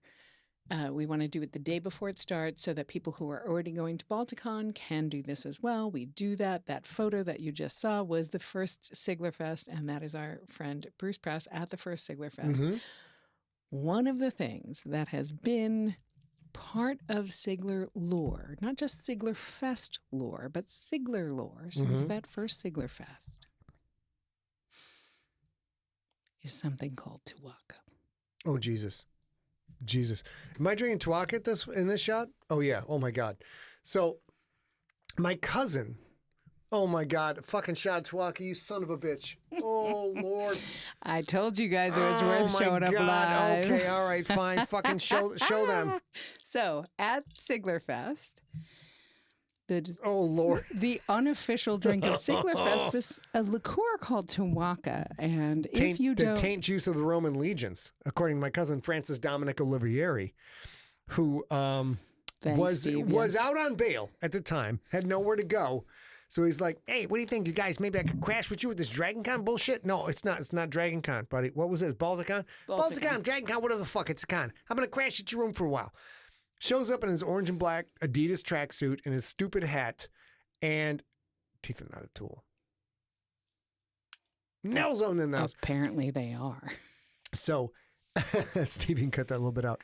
Shows up at Balticon and starts running a show, an interview show, called Let's Get Fucked Up with the FDO. And this was a 7-question show. And there's a current show that's like this, but listen, bitches, I invented this crap. The idea was do a shot, get asked a question. Do a shot, get asked a question. Do a shot. Oh, it's Hot Ones. You know what? I didn't realize this till just now. I am the innovator of the model of the Hot One show, which is fabulous, and I love it to death. Do a shot, get asked a question. Trust me, by the time you get to the 4th or 5th question, you're having trouble. By the time you get to the 7th question, you need to phone a friend. By the time you get to the, hey, I didn't tell you, but there's a super secret 8th question, you are in a lot of trouble. Many, many guests on the show. It was super fun. But Tuaca is, it's from Tuscany. And as we all know, nothing bad has ever come from Tuscany. And if nothing there's bad. any one of you who ever wanted to be part of a debaucherous Siglerfest moment, the rest of this episode is going to be for you guys. It's going to get nuts. Here we go. A shot of Tuaca for all of you watching live and all of you who also, I am going to tell you right now, within the next 10 minutes, I will be taking over the asking of questions because my beloved wife it's not going to go well for you. Well, this is my Ready? first drink. And Cheers to all you motherfuckers out there. Here we go. Hey, let's do a shot of Tuaca. Oh my God. It's like Christmas in your mouth is what it's like. You know what? This is the worst Christmas I've ever had. It's like a clown car on your tongue, like a bunch of clowns jizzing on your tongue. It's crazy. Crazy. All right. Let's get back. Oh, man. You know, actually, I forgot how good that shit is. All right. Well, you. Oh, I've got an extra shot to drink right now. All right. So we start working what is the current iteration of Empty Set in early 2012. I think we do our first Siglerfest. And then in early 2013, we actually incorporate, and we can't. We wanted to be Dark Overlord Media, but there was somebody already incorporated called Dark Overlord. So we were not allowed to do that. So we eventually become Empty Set Entertainment in 2013. Yep. And then we continue to move on. So if you go back to the carousel, you'll see a handful of photos. You guys have seen all these photos if you've been watching live, but the photos include the last 10 or 12 years of our lives. Mm-hmm. We publish the GFL in hardcover, in print for the first time ever, in audiobook for the first time ever. We, for a handful of years, through 2014 through, say, 2018, we do a ton of conventions. Scott does the Mendocino Writers Conference for an entire week. He's a guest lecturer. He goes and talks at Google in New York. Oh my God, that was crazy. Yeah, I forgot to talk to Google for fuck's sake. He goes on, he goes to, what is the book, book live thing in New York? Book Expo? Book Expo Live. Yeah. Book Expo Live. He does that in 2014, I think. He does O'Reilly in 2015. And then in 2015, we can do our next photo whenever you're ready. He also gets inducted into the Podcast Hall of Fame. The Academy of Podcasters inaugural class of the Podcast Hall of Fame. He and Mur Lafferty, who is his date for this evening. Look at us. And then Denny Pena, who is a gaming podcaster, who is a wonderful man. All of them are relatively new dad now, too. Yeah, relatively new dad. We met him there, just an absolutely delightful slice of humanity. So Wonderful. These are 3 of the first 10 inductees. And this was such a fun night because Scott gets this invite that he's going to be in the inaugural class. And then Mur texts, I think he texts Mur texts him. That's who's standing next to him in a matching dress, Mur Lafferty. And they're both like, oh my God. Like, they have both been chosen. This is not actually how they talk about it, but for me, they respond as if they've both been chosen for homecoming court. And they are all in. They're like, we need to match outfits. And I think you did sublimely. You guys look lovely. Mur, so those of you listening at home, again, scottsegler.com, find Deep Cuts episode 44. And you will see the pictures. Mur sends me this picture of this ridiculously gorgeous, flamboyant dress, which is a black, is that a formal gown, babe? Mm-hmm. Black formal gown with a one-shouldered zebra print. One-shouldered zebra print across the breastises and then down one thigh. It is still one of the coolest dresses I've ever seen. She sends this shit to me and like, hey, I'm going to wear this. I'm like, because she's asking, is too much? She's asking, is too much? I'm like, hold on. Oh my fucking God. You look like that's a killer dress. So I go on eBay and I look for zebra striped smoking jacket. And shoes. And you have both in this. I got the boots. And I find a suit that basically looks like Mur Lafferty and I are a lounge act in the Catskills. And we've got 17 years in the business under our belt. At any rate, it's gorgeous. It's fantastic. She and I and Danny and many others were literally the first people inducted into the Podcasting Hall of Fame. It is a huge source of pride for me. I am delighted, and it's great.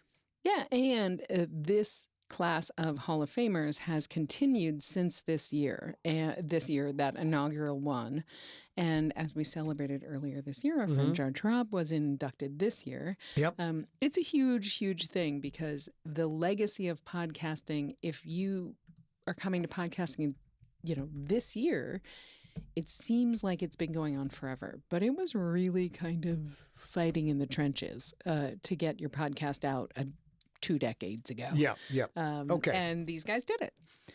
So we don't have a ton of time left, but now you're in, the Vinegar Strokes. You're into your current life as a podcaster / novelist. Vinegar Strokes. Very nice, babe. That was a 1 pound or Reese's Pieces in that photo. You don't comment on these photos. Yep. Okay, the Vinegar Strokes, baby, was very nice. Yeah. Okay. So since around the time you got inducted into the Podcast Hall of Fame, you've just been kind of smooth sailing. Book tours when they happen, conventions when they happen, books coming out. You publish books on your own. You publish books with the Big Four now. You also enjoy joining anthologies and stuff like that. Absolutely. So what is your plan for the next 20 years? Well, the next 20 years, my plan is we at this point in A&I's career as creators and business owners, I have overpromised things because I am the guy you want to take to prom. I am the guy you want to take to homecoming because the only words out of my mouth are, yes, I'll do that. Sounds great. Which is why I wound up wearing the same matching outfit with Mur Lafferty. And I've overpromised to a huge degree. So we need to spend the next 2 years digging out of this overpromising hole. After that, we are going to start to do single books, Stephen King style, to try to make things that are more easily adapted for all of the crazy, amazing talents out there turning print into visual. Because I'm a huge movie guy. I am far more influenced by movies than any book ever. And if you guys are fans of my work, the movie references are embedded throughout. So we do that. Also, one of our goals is to maybe not work quite so much and to do the itinerant writer lifestyle. Yep. We get a van or an RV and we travel about the continent having adventures while A drives and I write get a hotel at night and just see the country and eventually perhaps see the world and have more dogs than anyone should have who doesn't actually own a large estate. And we will be going into dog shelters and like, who's the oldest dog? That one, they were like, we'll take all three. And then giving them the most ridiculously lush, plush, gorgeous tush life they could ever have until they croak, and then we'll go get some more. That's really what we have planned out. Well, terrific. We have a few minutes left, so we're going to take a handful of questions. We don't have time for too many, but one that came in from the YouTube chat room is from Tyler Miller. And he said, in 20 years of podcast storytelling, what is the character you nailed the most? A character you would redo if you could, and do you think you'll still have the best character somewhere deep inside? So let's take those as three because I think they're lovely as they are. The first one is, what is the character? Wait, I'm going to ask him to answer it, and then I'm going to answer also because I've been doing this since not as long, but a lot of time. So if my opinion of his performance. So in 20 years of podcast, what is the character you nailed the most? In the podcast, Pookie Chang. Pookie Chang is the character I absolutely fucking crushed. Pookie Chang is, in my opinion, there's this phrase, women want him and men want to be him. Austin Powers tagline, which is a tagline that's been around forever. Pookie Chang is absolutely the coolest bitch on the planet who always has the right moment, the right line at the right time. Pookie Chang is based on my co-writer Rob Otto, you know. Yeah, no, I know. A version of Rob Otto, which is just when people like this drop, there's a live conversation and they drop a line and you're just like, did you fucking know what we were all going to be talking? How did you do that? That's ridiculous. That's Rob Otto. That's Rob. Which I modified for Pookie Chang. So I think the character that I like the most. Well, it was the one you nailed the most, but I agree with you that it's Pookie Chang. The one that you pitch perfectly did. And I will add, I interrupted you. I'm sorry for that. Okay. But I add that to say Pookie Chang is the one character that Scott got transparent feedback on to this. He podcasted Pookie, and then he started getting email back like, do not kill him. Yeah. Do not kill him. I know you're trying to kill him. I know you want to kill him. Don't kill him. Knew I was going to kill him. You knew I was going to kill him. And that was true. It was supposed to be a 2-episode arc for Pookie. Yeah, so he was the most, you did nail him the most because whatever you wanted about him got all the way through to the audience. Yeah. I will also, for me, I will say, I think that you show up, who Scott is in his heart and soul shows up in many, many of his characters. And I will say there is a teeny, teeny, teeny part of you that shows up in my favorite Nailed It version. All right. Which is John Tweedy. John Tweedy, yeah. Scott can, without gumption, lean into John's malapropisms and mixed metaphors and all that with his entire chest, even though Scott could never be John Tweedy. He does that with aplomb, I'll say. And I love that the most. But I think you're right. I think that John Tweedy's great. Pookie is the one that you just couldn't not do perfectly. Pookie just fucking absolutely blossomed and took off. I love him. I really, really enjoy Perry Dawsey a lot because that's me and some of the guys I grew up with. Mm-hmm. Not me from getting beat on by your dad, because that really pissed my pops off. I named him the same name as my dad, but some of the guys I grew up with who played football with and wrestled with had just awful, awful home environments and turned out to be not only incredibly athletic, incredibly tough, incredibly hardworking, but were able to break the cycle of violence and go on to have families, wives, children that they were great to. And that the amount of respect I have for the guys I grew up with, who their dad kicked the shit out of them, and they changed that whole fortune for their family is amazing. So that is Perry's very much a representation. Yeah, there are a couple of other codas to Tyler's question, but I do want to mention that David Lamb and the Bookworm. Facebook chat room says bookworm, which is David- important to note, is many people's favorite. Many people's favorite, including my father, David. Including Coach. My dad is so mad at me for the end of Mount Fitzroy. He literally does not let a single phone conversation go. Not one phone conversation. Not one. Not one visit. Say a visit where I traveled to Florida at huge personal expense, at huge sacrifice of the time I need to create things for you guys.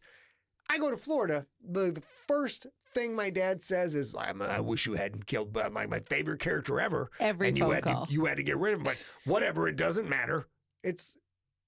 Yes. So apparently I stuck landing on that one, and I don't know what's going to happen. Steve Rickyberg in the Facebook chat room says, I'm not sure Bookworm isn't just Scott. And I would agree with you, except for the fact that Bookworm has reserve and patience in that moment. And I think that Scott, Worm, in a dude. moment where somebody's like, in the moment where somebody's stepping to Worm and he can step back and go back into his books, he'll do it. I will say this about That Worm. moment for Scott. Worm is my favorite people at a bar are, if you've been to a bar and you've been to a dive bar and guys jaw and girls jaw, there's all this talk. It's the people who are extremely quiet and modest and polite. We're like, oh, you want this chair? That's fine. Here you go. I'll go find somewhere else. And like that, and sometimes those people who just give up the territory are the most dangerous people in that facility, if not in that county, if not in that state, because they don't need to prove anything. They're very quiet, and that was why Worm was great. So we're going to move on to the rest of that question. Can you hand me that mouse? The mouse? Sure, baby. The second half of the second part of that question is, which character would you redo if you could? Oh, that's a great question. 20 years of podcasting. Who is Which it? character? Without a doubt, it's Perry Dawsey, because I learned, spoiler alert, if you've not listened to the Infected trilogy, you need to stop this episode now. Don't listen to this. Infected, Contagious, Pandemic. Trust me. Go buy my goddamn books, you fucking freeloader. Listen to them, read them, love them, then come back to this. Boop. Okay. Perry Dawsey. I'm very judgmental when I watch movies. I'm extremely judgmental when I read books. TV shows, I always have something to say, or I did back then, right? Oh, yeah. You're great now. You still think those things, but you think those things through inside your head and you don't let them out through your face. Which is part and parcel of the absolute obsession with storytelling and the intensity of you got lazy and let down the people who paid their money and spent their time to watch your product, including me. I'm now pissed off. You should have fucking worked harder. You should have fucking figured this out. So I always wanted to make sure you were on the edge of your seat. No one was safe and anybody could die at any time. What I learned from the Infected trilogy is that's not actually what fucking people want. People want heroes who survive and figure out the problem and go on to flourish. 100%. But listen, you know what I also figured out from the Infected trilogy? What's that, baby? That I don't actually want everybody to be on the chopping block all the time. That's what we're saying the same thing. Right. No, but I'm saying I didn't know it either. Uh-huh. I didn't know it either because we have had so much experience of this is a series and I love this and he's in so much danger. Yeah. Like whoever, like Reacher or Bond or whoever, all the time, or Ledger, all that. I want that. I wanted Perry to be Joe Ledger. I wanted Perry to be James Bond. I didn't know it because what I was asking for was for those people to be as human as I am. And I did not want that until I got it, sadly. Yeah, that is the thing. The thing I would change, the thing I've learned is when you create a franchise character that everybody loves and identifies with in one way or another, you don't kill the franchise character. Joss Whedon learned this with Buffy, killed her twice, brought her back. It's endless. The amount of times the character's been killed and brought back, but I still stand by this. In the Siglerverse, dead equals dead. If I kill a bitch, that fucking bitch stays dead. I will never bring back a character that you saw die. So, last part of that question, and we are a little long, so we're going to end after this. Wrap up thoughts and be done after this, which is, do you think you still have the best character of your podcasting career somewhere deep inside? Without question. If I'm going to fucking toot my own horn, woo, woo, if I'm going to fly my own flag, if I'm going to pat myself on the back, I'm going to scratch my own ass, I tell you, the amount of work I put into this craft, I am constantly surprised that I keep coming up with stuff that I'm like writing. I'm like, God damn, this shit's fucking good. Which is part and parcel with 90% of me is like, who wrote this bullshit? This is awful. Who's the lazy motherfucker who wrote this? Who's the dumb shit who couldn't put these together? Wrote this shit? But there's 10%. There is a slice of pie in there. When I create characters like Billy from Slay, and Lincoln from Slay, and Magda from Slay, and all of the characters that you will meet in Warpath, which will be out at some mysterious point in the future, that when I dial that in, when the needle hits the groove on the fucking LP, and all of a sudden that shit is writing itself, it is like, fuck, I picked the right job. This is so, I know when I'm typing it out, I'm like, bitches are going to eat this fucking shit up. They're going to love this motherfucker. And I still have hopefully like 30 years left of getting better, getting stronger, getting more, developing the talent and listening to the audience and creating shit where you all forget that this person isn't real. My job, my calling in life is to make you care so deeply for someone who never existed that when they go through trauma, you fucking cry and feel sad. So yes, there are many more to come.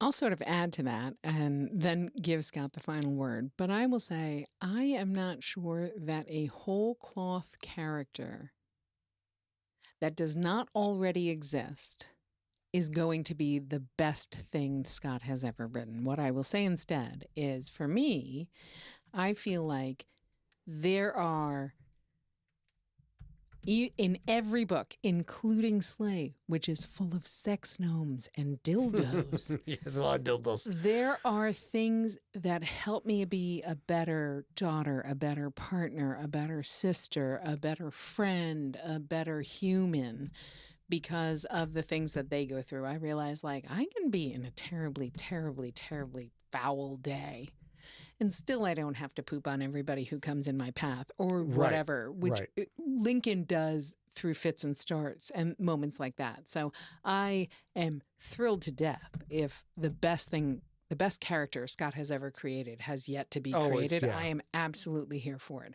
That said, I also think that some of the characters that we have yet to hear their last coda from will become their best selves. And I think that might be that moment. Quentin might be that guy. He's got 3 more books to go. He might be that guy. Things like that. Quentin's got some dope shit coming, you guys. Quentin is a character who literally has surprised me. He was 2.5 dimensional, 2-dimensional, and I started writing. And now what happens in GFL book 7, 8, and 9, you're going to fucking hate my guts. So you get, since you are the creator here, and it is your 20 years, congratulations. Thank you, baby. I love you to death. Thank you, baby. As a junkie, as a fan, and as your spouse, and you are my favorite thing on earth, I would like to give you the last moment to say, what can we expect from the next 20 years? What you can expect is an enormous amount of hard work. We at fucking NBC Entertainment, we do not phone it in. I don't take shortcuts, which slows us down to some extent and causes a lot of problems in-house because this shit's got to be right. If you're going to spend your time, your irreplaceable slices of your life consuming my work, It's got to fucking be right. So what I can tell you is what you can expect. Hard work, fucking the work under the hood gets done. We're going to deliver the best story we possibly can every fucking time because you guys are fucking you are worth the time I will never get back. That 1 hour you spend reading, 4, 5, 6, 7, 8, 9 hours going to that work every fucking time because you're more important than we are. That's what you can expect. You can expect blue collar ethic. Let's go. Let's fucking do it. I agree. You guys are much more important than we are for this endeavor. That said, I would be remiss. Lots of folks are wishing you congratulations right now. Congratulations to you. Are you ready to wind this episode up? You goddamn right I am, because it's time to go drink, play video games, and hang out with the hottest. More Tuaca, you guys. Ooh, are we going to drink one more? It's gonna be might. Bad. Do you My need to goal do it right now? No. No. You know what? Let's do it right now. After this show, I'm going to hang out with this hot ass Irish broad from Manhattan. You guys don't even know. But we're going to hang out. Linda Adamson from the show, Jennifer Sherwood, Cobalt, Margaret Gargler, fucking Nell Zone, Ange. What's up? You guys all are Ange, nice to see you. spectacular. Hey, Jude, you're indefinitely. Brolo. I probably shouldn't. Brolo, love you, babe. We can't wait to hang out with you. All of you guys are fucking fantastic. You all smell an awful lot like flowers. I think our sound is pretty good tonight. We're going to do this. Oh, and then baby, is that a half shot? It's less than that. And then we're going to actually read the script for Steve. Once you do this shot. Go ahead. Steve. Do that shot. Also, Steve, you probably should do a shot of Tuaca when you edit this motherfucker. Do this shot. Oh my God. It's so delicious. It's like a Giant Dragon 69 smack mouth aside. So good. Okay, let's go. Where we at? That is it for this episode of Deep Cuts. Next episode, we'll talk about Meta stealing Scott's work and thousands of others' authors' work to train their AI. Tell you what, those motherfuckers, I'm never going to get promoted by the algorithm on Facebook again. You know why? Because I got some shit to say about these bitches. Hopefully, maybe we get Richard Kadri to show up. I don't know. Let's see what happens. We love you guys. We're so glad you're here. We hope you stay with us, and we'll see you next week. Bye. Bye.